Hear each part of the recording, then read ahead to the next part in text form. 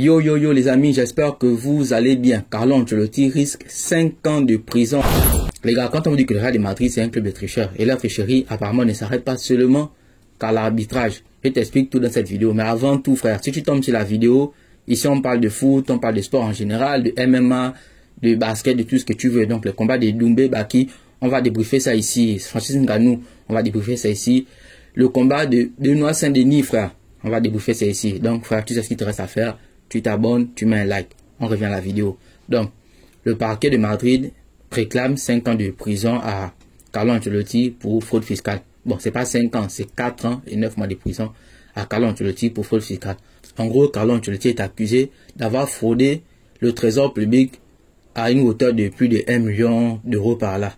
Qu'est-ce que le frangin a fait? Le frangin, donc, dans cette déclaration, il a juste déclaré son salaire qu'il a à Madrid, mais il a omis volontairement de déclarer ceux qui percevaient pour les droits à l'image et aussi d'autres biens immobiliers qu'il n'a pas déclaré. Apparemment, il semblerait qu'il ait reconnu les faits de sa fraude, ce qui fait qu'il a une chance de pouvoir éviter la prison. Et en conférence de presse après match, pour ceux qui ont regardé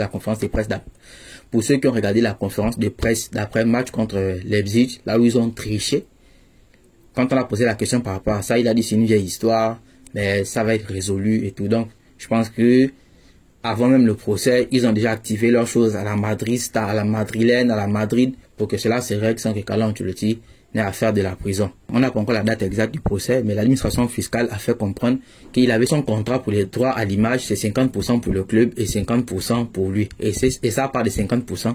Il a dissimulé ça dans des sociétés offshore, il a utilisé des entourloupes pour pouvoir tromper le trésor public. Et c'est ce qu'on lui réclame exactement. Et le montant s'élève à plus de 1 million et quelques d'euros.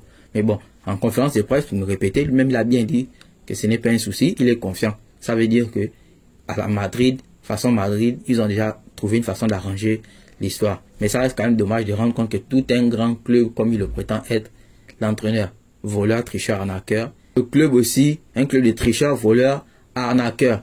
C'était tout pour cette vidéo. Je vais mettre le lien de l'article que j'ai lu. Merci à vous d'avoir regardé la vidéo jusqu'à cet instant.